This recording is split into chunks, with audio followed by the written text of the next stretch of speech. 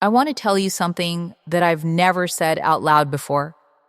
Not to my mother, not to my closest friend, not even to the therapist I saw for 2 years after everything fell apart. But I'm ready now, because I think someone out there needs to hear this story. His name was Ethan Cole. At least, that's the name he gave me.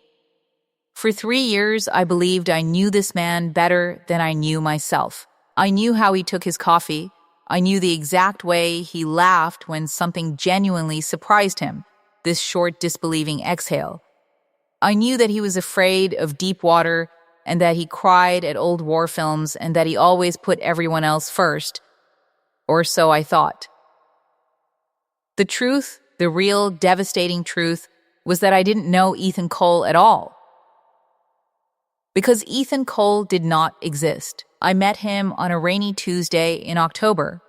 I was in a coffee shop in downtown Portland, fighting with my laptop charger, when he sat down across from me, uninvited, completely at ease, and said, "That model always has a loose connection on the left port. Try angling it slightly." I looked up, irritated, fully prepared to ask him to leave me alone. But then I saw his eyes. They were the kind of eyes that looked at you like you were the most interesting thing in the room. Warm, steady, entirely present. "I'm Ethan," he said, as if we had already been friends for years. "I'm Maya," I said. And just like that, it began. Ethan was a freelance architect, or at least that's what he told me.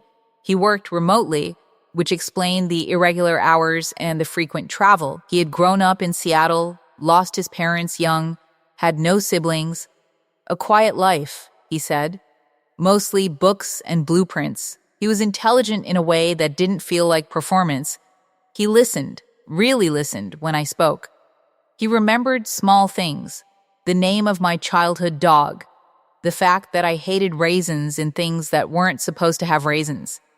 The anniversary of my grandmother's passing. He was thoughtful. He was patient. He was, by every measure I had ever used to judge a person, good.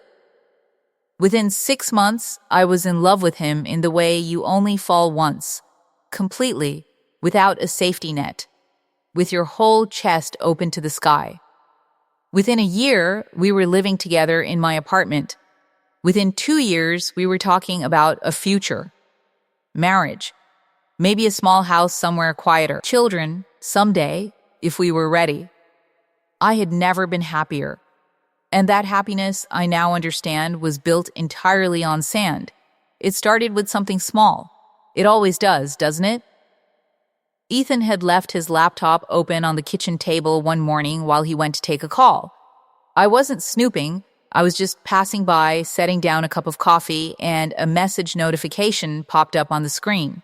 I didn't mean to read it, but the name caught my eye. It was signed, "Love, Claire." I stood very still for a moment. I told myself it could be anything. A colleague, an old friend, a cousin I had never heard of. Ethan didn't talk much about his past, but I had respected that. Some people carry their history quietly. I thought I understood that. But something shifted in me that morning, some quiet alarm I had never heard before. I didn't say anything to Ethan. I put the coffee down. I went to work. I came home. I watched him make dinner and tell me about his day and smile at me over the kitchen table, and I smiled back. But the alarm didn't stop. Over the next few weeks, I started noticing things I had somehow managed not to notice before. The way he always answered his phone in another room.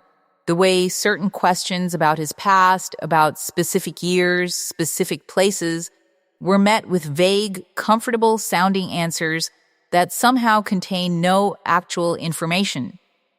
The way there were no photographs of his childhood, no old friends who ever called, no family, even distant, who had ever reached out. He had explained all of this, in the beginning, a lonely childhood, a deliberate distance from a painful past, a man who had rebuilt himself from scratch. I had found that story beautiful once. Now I began to wonder what it was hiding. I want to be honest with you, what I did next did not make me proud. I went looking. I told myself I was just trying to put my mind at ease, that I would find nothing and feel foolish and stop. I searched his name online, Ethan Cole, Portland, architect. Almost nothing came up. A LinkedIn profile with sparse information, no social media, no news mentions, no design portfolio. For a freelance architect, the digital absence was extraordinary. I searched deeper.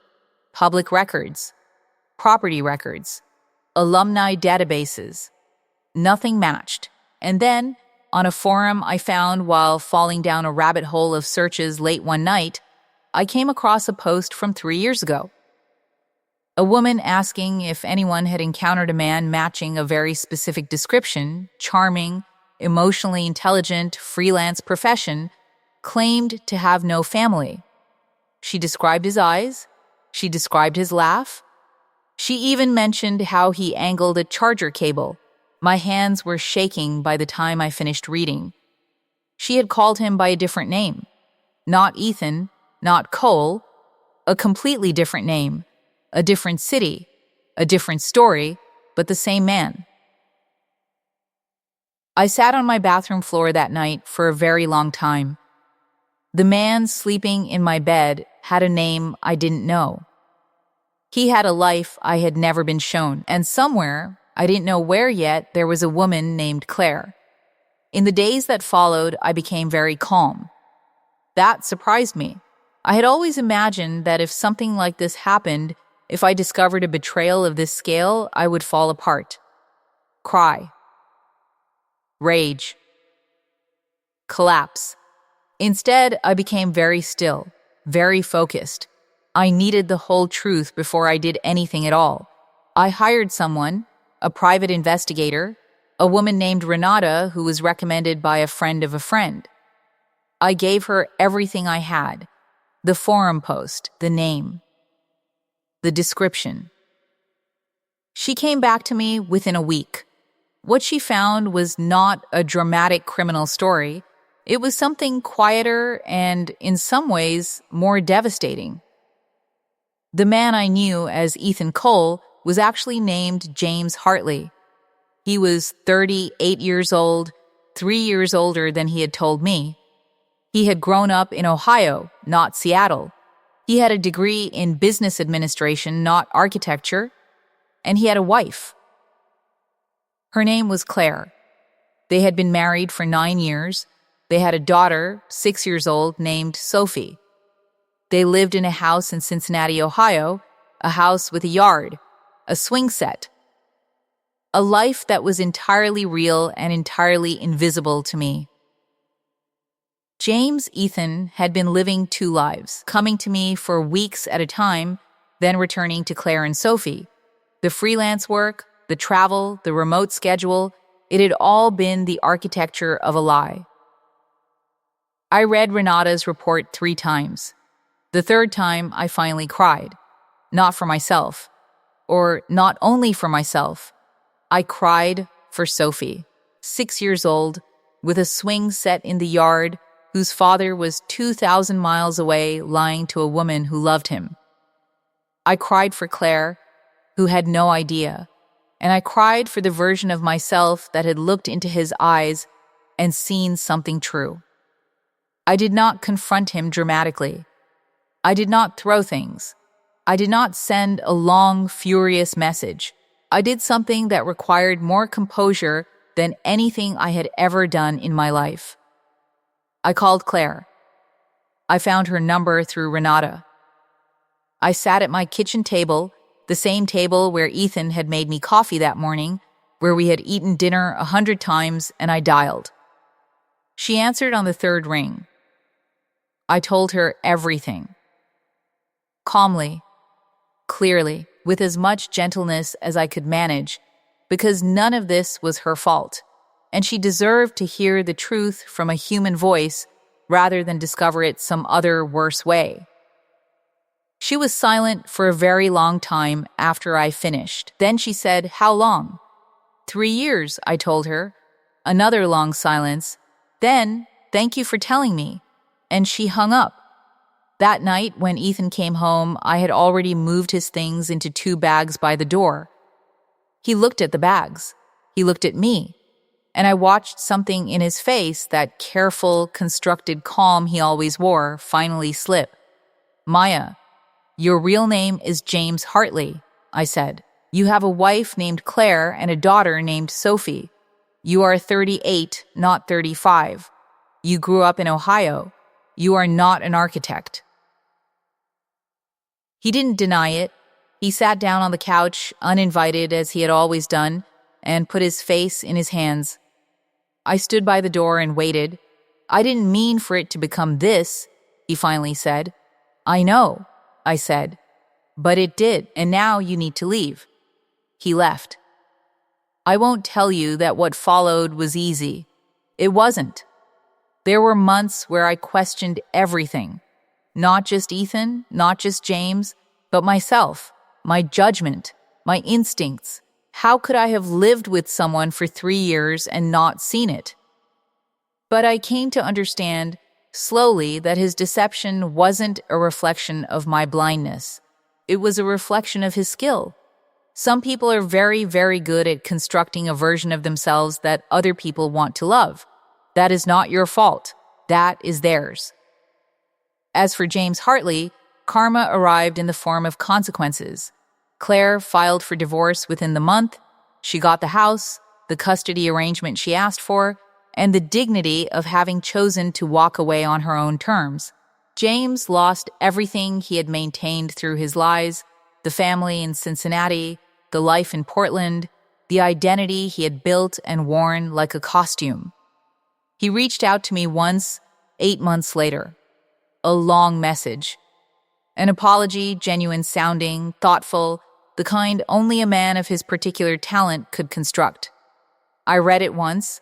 I did not reply. Some doors are not meant to be reopened. Some apologies come too late to be anything more than words. Claire and I exchanged a few messages in the months after the phone call. Not many. There wasn't much to say, really, but there was a quiet solidarity in knowing that we had both, in different ways, survived the same storm. She sent me a photo once. Just Sophie on her swing set in the yard, laughing up at the sky. No message. Just the photo. I understood what she meant. Life goes on. And it can be beautiful, even after the ground has shifted beneath your feet. I share this story not to warn you against love. Love is still the most worthwhile thing I know. I share it to remind you that your instincts are real. That quiet alarm you hear, that small, persistent voice that says something doesn't quite add up, it deserves to be heard. You are allowed to ask questions. You are allowed to seek the truth. You are allowed to walk away from someone who built their world on the foundation of your trust. And if you have ever discovered that someone was not who you thought they were, I want you to know that what happened to you was not your failure. It was their choice. And karma, quiet, patient, inevitable karma, keeps its own record. This has been Soul Tales. My name is Maya. And I am, finally, okay.